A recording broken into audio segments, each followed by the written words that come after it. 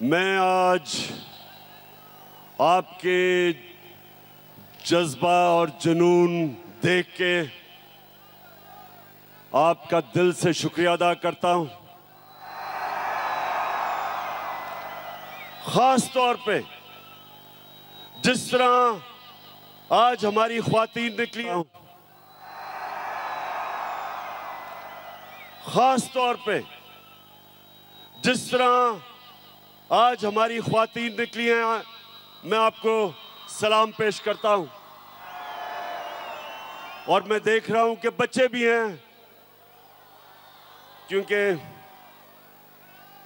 अच्छा, और मैं ये जितने भी झंडे देख रहा हूं, मेरी आगे से आप सबसे एक दरख्वास्त है कि तहरीक इंसाफ के झंडों से उतना ही जितना आप तहरीक इंसाफ के झंडे लेके आए, उससे ज्यादा पाकिस्तान के झंडे लेके आए। क्योंकि मेरे पाकिस्तानियों, ये एक मुल्क की जिंदगी में बहुत कम ऐसे होता है कि सारी कौम इकट्ठी हो जाती है, सारी कौम फैसला करती है, सारी कौम फैसला करती है कि हमने अपनी आजादी की जंग लड़नी है। जिधर जिधर मैं गया हूं, मैंने कभी इतने बड़े जलसे नहीं देखे। मैं झेलम पहले भी आया, लेकिन मैंने कभी झेलम में ऐसा जलसा नहीं देखा।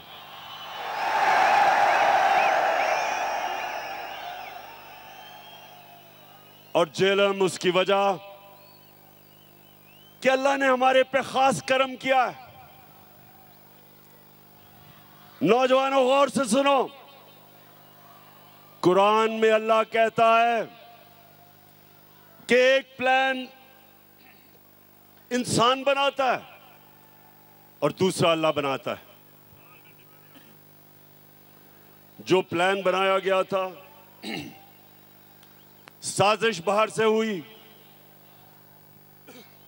एक डोनाल्ड लू, अमेरिकी अंडर सेक्रेटरी, हमारे अमेरिका के सफीर को बुला के तकब्बुर में उसको हुक्म देता है कि अगर पाकिस्तान ने इमरान खान को अदमे इत्मीनान में ना हटाया तो पाकिस्तान के ऊपर बड़ा मुश्किल वक्त आएगा। और फिर साथ कहता कि अगर पाकिस्तान ने इमरान खान को हटा दिया और चेरी ब्लॉसम को ले आए तो सब माफ कर दिया जाएगा। और फिर सारी साजिश होती है। यहां के मीर जाफर और मीर सादिक उसमें शिरकत करते हैं। 22 करोड़ अवाम का मुंतखब हुकूमत, वजीर आजम, उसको साजिश के तहत निकाला जाता है। और फिर जो असल इस मुल्क की तौहीन की जाती है कि मुल्क को जो 30 साल से इस मुल्क के बड़े बड़े डाकू जो इस मुल्क को लूट रहे थे, उनको ऊपर मुसल्लत किया जाता है। और इसमें अल्लाह एक करम करता है हमारे पे कि हमारी कौम की गैरत जगा देता है, हमें बेदार कर देता है। उस कौम की जो कौम ला इलाहा इल्लल्लाह के नारे पे खड़ी हुई थी, बनी थी, उस कौम की खुददारी जगा देता है। मेरे पाकिस्तानियों, जितना भी हम अल्लाह का शुक्र अदा करें वो कम है, क्योंकि हमारी खुददारी को इस मुल्क के करप्ट और गद्दार लीडरों ने खत्म कर दिया था। बाहर की कुव्वतों के सामने घुटने टेके, बाहर से डिक्टेशन लिए, खुद तो उनमें गैरत नहीं थी, कौम की गैरत को भी नुकसान पहुंचाया। तो अल्लाह तेरा शुक्र अदा करता हूं आज मैं कि तूने मेरी कौम को जगा दिया है।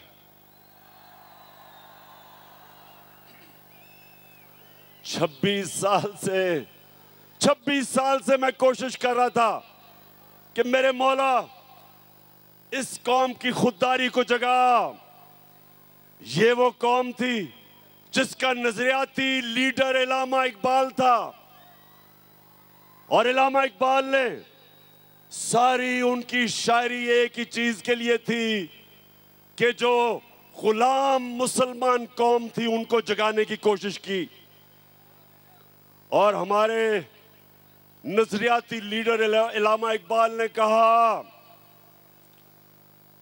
कि उस रिस्क से मौत अच्छी है जिस रिस्क से आती है परवाज में कोताही। इस नजरिए पे पाकिस्तान बना था। और ला इलाहा इल्लल्लाह, ए अल्लाह तेरे सिवा हम किसी के सामने नहीं झुकते। तो जब बैरूनी साजिश के तहत चेरी ब्लॉसम बूट पॉलिश को ऊपर बिठाया तो कौम जाग गई। और आज मैं देख रहा हूं कि पाकिस्तान को एक कौम बनते हुए, ये बड़ा करम है अल्लाह का।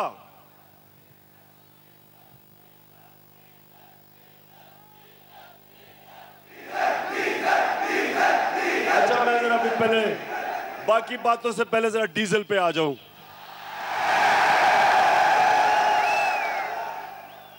अच्छा जरा सुने, फजल रहमान भी अब उसकी भी जमात इन सारे चोरों के पलंदे में ये सारे इक्तदार में आ गए हैं, बंदर बांट हो रही है। अब ये मैंने सोचा कि फजल रहमान तो बड़ा आदमी है, तो वो आके कोई तालीम की, एजुकेशन की मिनिस्ट्री संभालेगा। उसने एजुकेशन की मिनिस्ट्री नहीं संभाली, उसने कम्युनिकेशन की मिनिस्ट्री संभाली है, जिसके अंदर एनएच है, जिसमें सड़कें बनेगी और जिसमें पैसा बनेगा।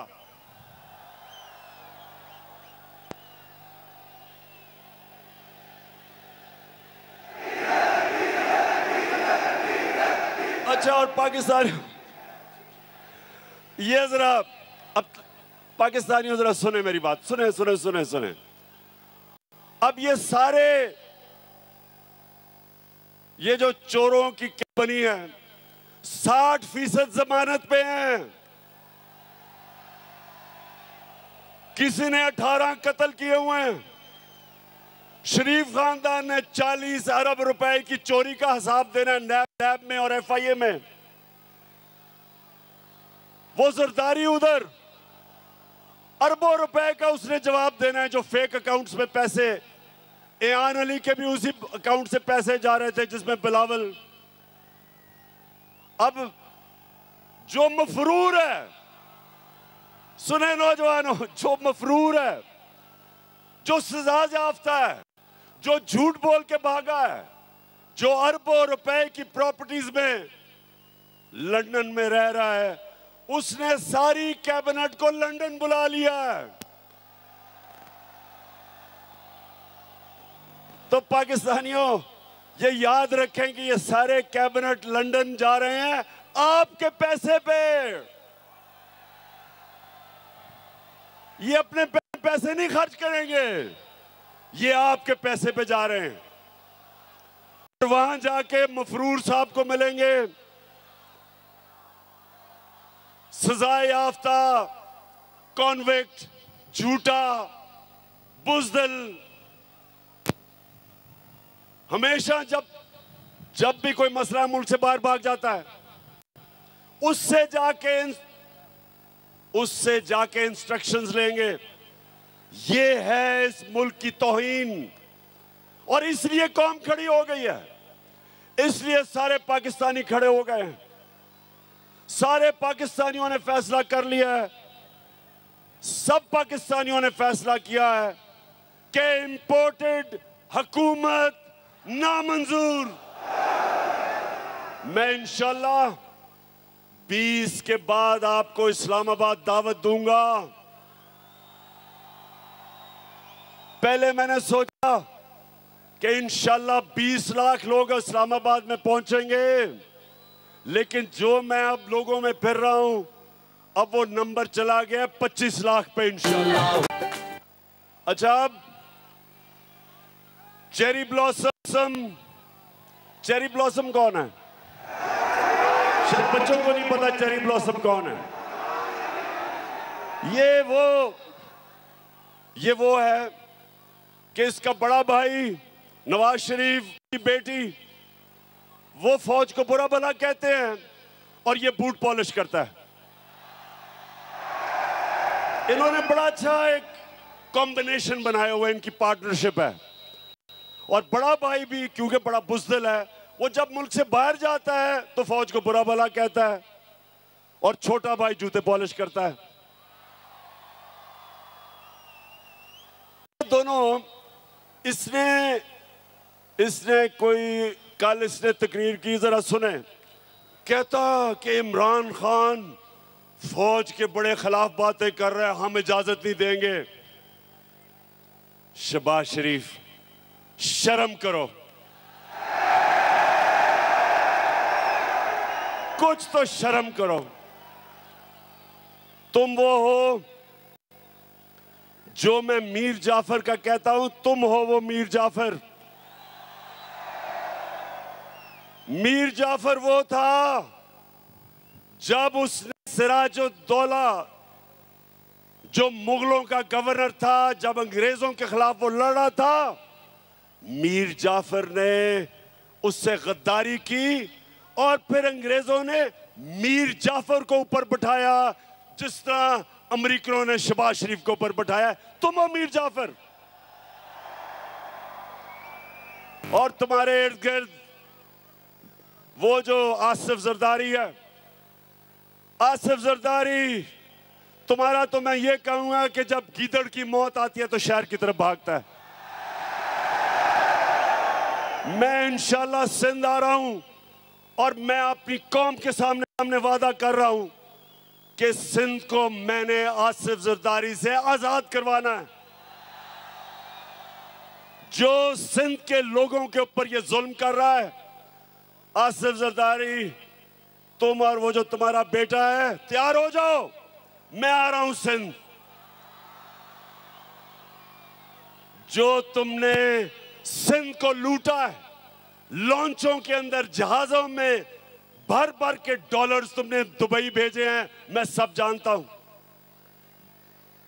तुमने जो पाकिस्तान से बाहर पैसा भेजा है, ये जो तुम आप आ गए ऊपर, तुम्हें कहा था कि मैं जब इक्तदार से निकलूंगा मैं ज्यादा खतरनाक बनूंगा तुम्हारे लिए। उधर तो मैं बंद था, ऑफिस में सारा दिन काम, वजन भी मेरा बढ़ गया, तो मैं तो इंतजार कर रहा था कि मैं अपनी आवाम के बीच में आऊं। और मैं अल्लाह का शुक्र अदा करता हूं कि जिस तरह मेरी आवाम मेरे साथ खड़ी हुई है, अल्लाह तेरा लाख लाख शुक्र है। पाकिस्तानियों, हिंदुस्तान ने क्या किया, जरा ये सुने गौर से। उन्होंने पाकिस्तान के खिलाफ प्रोपेगेंडा किया। उन्होंने 600 जाली उन्होंने मीडिया हाउसेस दुनिया में बनाए और पाकिस्तान के खिलाफ प्रोपेगेंडा किया। इसको EU डिसइंफॉर्मेशन लैब कहते हैं। और आपको पता है कि उन्होंने किसको बाहर से प्रोपेगेंडा में किसको निशाना बनाया? एक थी पाकिस्तान की फौज और दूसरा था इमरान खान। हिंदुस्तान ने क्यों पाकिस्तानी फौज और इमरान खान को निशाना बनाया, क्योंकि दो नौजवानों, गौर से सुन लो, आज पाकिस्तान को जो इकट्ठा रखेंगे, जो दुश्मनों की पूरी कोशिश है कि इस मुल्क के 3 टुकड़े किए जाएं, जो बलूचिस्तान में वो दहशतगर्दी करवा रहे हैं, उनका सिर्फ एक मकसद है कि पाकिस्तान को तोड़ा जाए। एक पाकिस्तान की फौज इस मुल्क को इकट्ठा रख रही है, और दूसरा तहरीक इंसाफ, जो सारे पाकिस्तान की फेडरल पार्टी है, जो सारे पाकिस्तान की पार्टी है, और वो चाहते हैं इमरान खान और फौज के खिलाफ। इसलिए वो कैंपेन करते हैं कि उनको पता है कि इन दो के होते हुए पाकिस्तान नहीं टूटेगा। तहरीक इंसाफ वो वाहिद जमात है जो 10 दिनों में पेशावर में भी तारीखी जलसा कर सकती है, मज़ार कायद कराची में भी तारीखी जलसा कर सकती है, और मीनार पाकिस्तान को भी भर सकती है 10 दिनों के अंदर। और आज झेलम में भी तारीखी लोग इस तादाद में आए, एबटाबाद में भी आए और मियां वाले में भी आए। वो सिर्फ एक जमात कर सकती है, वो तहरीक इंसाफ है। बाकी ये मिल के भी सारे, ये जो चोरों का पलंदा है, ये मिल भी जाए तो मीनारे पाकिस्तान में पूरा जोर लगा के थोड़ा सा भी जलसी भी नहीं कर सके। तो जब शहबाज शरीफ तुम ये कहते हो कि इमरान खान ने फौज की तनकीद की, शर्म करो। इमरान खान का जीना मरना पाकिस्तान में है। मैं तो दुआ कर रहा हूं कि मुझे ECL पे डालो, मैं जाना ही नहीं चाहता पाकिस्तान से बाहर। मेरा 20 साल मैंने बाहर क्रिकेट खेली, प्रोफेशनल क्रिकेट खेली, पैसा बनाया, लंदन में फ्लैट खरीदा, सब कुछ बेच के मेरा सब कुछ मेरे मुल्क में है, जीना मरना मेरे मुल्क में है। और ये जरा सुने, ये शरीफ करप्ट खानदान, पहले नवाज शरीफ, उसको जब जनरल मुशर्रफ ने मुल्क से बाहर, जैसे उसने सऊदी अरेबिया भेजा, लेटर साइन, मुआहदा साइन करके सऊदी अरेबिया गया, झूठ बोलता रहा मैंने नहीं कोई साइन किया। फिर उधर से लंदन पहुंच गया, 8 साल मुल्क से बाहर। जरदारी जेल से निकला, वो सीधा लंदन और अमेरिका पहुंच गया, और अब वापस आए। दोनों ने NRO लेके वापस आए, दोनों ने लूटना शुरू किया। अब ये सुने, मैंने अभी तक 3.5 साल में एक निजी दौरा नहीं किया, मैं सारा वक्त पाकिस्तान में था। नवाज शरीफ ने 24 निजी दौरे किए लंदन के, जरदारी ने 50 निजी दौरे किए दुबई के। यानी ये सारा वक्त हुकूमत तो पाकिस्तान की करना चाहते हैं, पैसे बाहर हैं, बच्चे बाहर हैं, ईदें बाहर हैं, इलाज बाहर है, बैंक अकाउंट्स बाहर हैं, प्रॉपर्टीज बाहर हैं, और तुम शहबाज शरीफ कह रहे हो कि इमरान खान फौज के खिलाफ बात कर रहा है। तुम्हारा जो नवाज शरीफ था, हिंदुस्तान में जाके पहले तो मिला, जब नरेंद्र मोदी के भागा गया उसके जूते पॉलिश करने, तो कश्मीरी हुर्रियत लीडर्स को ही नहीं मिला, डर के उससे अपने फॉरेन ऑफिस को कहा कि कोई हिंदुस्तान की तनकीद ना हो। उधर जो डॉन लीग्स में क्या था, हिंदुस्तान को पैगाम पहुंचाता है कि जी मैं तो दोस्ती करना चाहता हूं, पाकिस्तान की फौज नहीं करना चाहती। नरेंद्र मोदी कहता कि पाकिस्तान का जो सिपा सलार है उस वक्त रहील शरीफ, कहता वो दहशतगर्द है, लेकिन नवाज शरीफ हमारा दोस्त है। मेरे दौर में मोदी ने यह क्यों नहीं कहा? वो मेरी फौज के खिलाफ उसकी जुर्रत नहीं थी बात करने की, क्योंकि मैं नरेंद्र मोदी को कहता था कि तुम इस्लाम दुश्मन हो। तुमने जो कश्मीर में किया, तुमने जो हिंदुस्तान में मुसलमानों से कर रहे हो, हम कभी तुम्हारे से दोस्ती नहीं करेंगे जब तक तुम कश्मीरियों को अपना हक नहीं दोगे। कभी नवाज शरीफ के मुंह से कश्मीर की बात सुनी? कभी शहबाज शरीफ के नाम से बात सुनी? आते साथ ही कि हम तो जी नरेंद्र मोदी से दोस्ती करना चाहते हैं। तुम इसलिए करना चाहते हो कि जो तुम्हें लेके आया उन्होंने हुक्म दिया दोस्ती करने का। मैं जब रूस गया, मैंने रूस के सदर से की कि यहां महंगाई है, तेल की कीमत बहुत ऊपर चली गई है, हमने अपने लोगों को रिलीफ देना है। 30% कम पे तेल हमें वो बेचने के लिए रूस तैयार हो गया था। 30% गंदम कम कीमत पे हमें देने के लिए तैयार हो गया था। क्या शहबाज शरीफ तुम्हारी जुर्रत है कि तुम रूस से आज बात करो और 30% कम तेल खरीदो? आपको पहले जाके इजाजत लेनी पड़ेगी उन लोगों से जो लेके आए हो। आपको उनको बूट पॉलिश करने पड़ेंगे चेरी ब्लॉसम लगा के, और फिर इजाजत मांगनी होगी जो नहीं मिलेगी आपको। हिंदुस्तान अमेरिका का स्ट्रेटेजिक एलाय है, वो रूस से सस्ता तेल खरीद रहे हैं, वो रूस से हथियार खरीद रहे हैं। तो अमेरिकन हिंदुस्तान को कुछ नहीं कहते क्योंकि उनकी फॉरेन पॉलिसी आजाद थी, अपने लोगों के लिए थी। हमारा ये मसला है मेरे गैरतमंद पाकिस्तानियों, हमारा मसला ये रहा है कि हुक्मरान वो रहे जिन्होंने मुल्क से बाहर पैसा लेके गए, पैसे के गुलाम, कभी अपनी आवाम के लिए खड़े नहीं हुए। एक जुल्फिकार अली भुट्टो खड़ा हुआ था, उसके खिलाफ भी साजिश हुई थी, मुदाखलत हुई थी और उसको फांसी चढ़ाई गई थी। और उसके खिलाफ कौन लोग निकले थे? यही वो जो कि नवाज शरीफ की तब पहली पार्टी थी, फजल रहमान की जो पार्टी थी, ये लोग निकले थे। ये उस साजिश का हिस्सा थे जिसमें जुल्फिकार अली भुट्टो को गिराया गया और फांसी दी गई। और इंशाअल्लाह मेरे पाकिस्तानियों, एक नया मुल्क उठ रहा है, हमारा एक खुददार कौम खड़ी हो रही है। मैं ये अपनी ख्वातीन को देख रहा हूं, बच्चों को देख रहा हूं, सब निकल रहे हैं एक नए पाकिस्तान के लिए।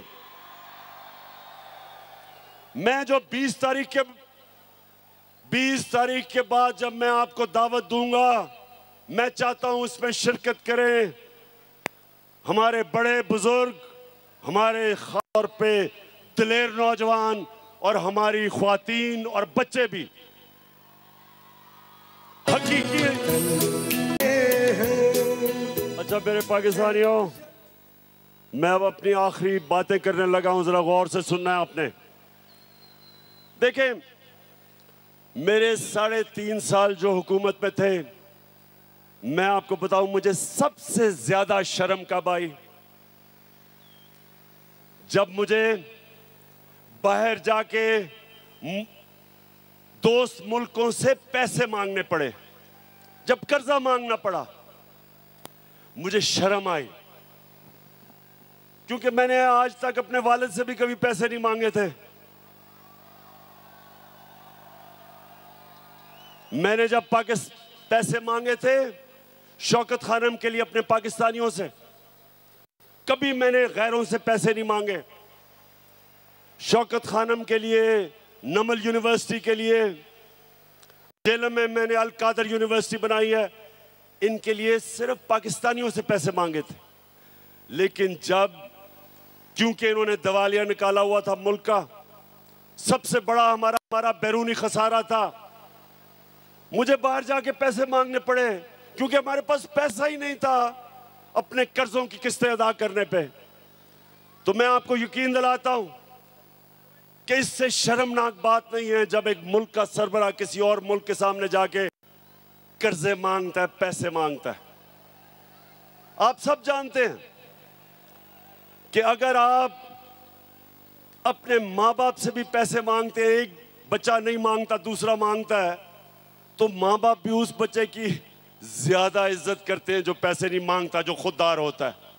माँ बाप भी तो सोचें कि गैरों के सामने हाथ फैलाना। तो ये जब चेरी ब्लॉसम ने कहा कि जी हम तो भिखारी हैं और गुलाम हैं, और एक और इनके रंगबाज सियालकोट से कहता कि जी हम तो लाइफ सपोर्ट मशीन पे हैं। मेरा सवाल है, किसने हमें मकरूज किया? 30 साल से ये दो खानदान इस मुल्क के ऊपर हुकूमत कर रहे हैं। 30 साल से, 30 साल में ये अरबोपति बन गए, इनके बाहर प्रॉपर्टीज, फ्लैट्स, जायदादें, ऑफशोर अकाउंट्स, और मुल्क को मकरूज कर दिया। मैं तो सिर्फ 3.5 साल हुकूमत की है। तो सवाल मैं ये पूछता हूं कि जब कहते हो कि हैं तो हमें तो गुलामी करनी पड़ती है, हमें बेकारी बनाया किसने? किसने इस मुल्क से पैसा चोरी करके बाहर लेके गए? वो लोग जो हमारे मेहनतकश पाकिस्तानी 14-14, 18-18 घंटे काम करके इस मुल्क में पैसा भेजते हैं, रेमिटेंसेस भेजते हैं। वो मेहनतकश के खून पसीने पे आज हमारा मुल्क चल रहा है, और ये डाकू यहां से मनी लॉन्ड्रिंग, पैसा चोरी करके मुल्क पैसा बाहर भेजते हैं। तो बेकारी बनाया किसने? आपने। और कौन इससे मुल्क को निकालेगा? मैं आपको आज ये कह रहा हूं कि जिस तरह हम एक कौम बनते जा रहे हैं, एक कौम के लिए कोई चीज नामुमकिन नहीं होती। जब कौम इकट्ठी हो जाती है वो सब कुछ कर सकती है। जब ज़लज़ला आया, जब फ्लड आया पाकिस्तान में 2010 में,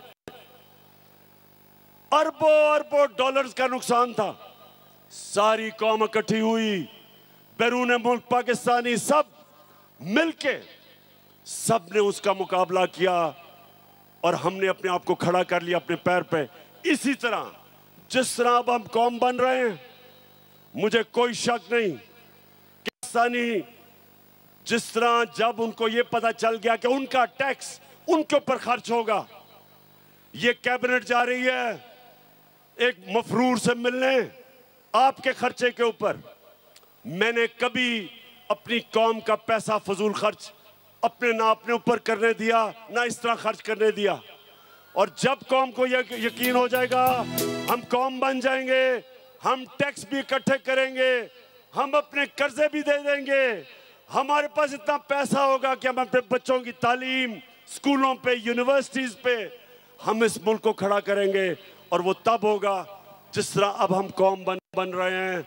और मैं इसलिए आज जेलम आया था, अल्लाह का शुक्र अदा करना कि मेरे अल्लाह आपने मेरी कौम को जगा दिया, बेदार कर दिया, शऊर पैदा कर दिया, खुददार बना दिया, कौम की गैरत को जगा दिया। और इंशाअल्लाह 20 के बाद जब मैं आपको कॉल दूंगा, एक हमारी डिमांड होगी, करवाओ और इंपोर्टेड हुकूमत नामंजूर। पाकिस्तान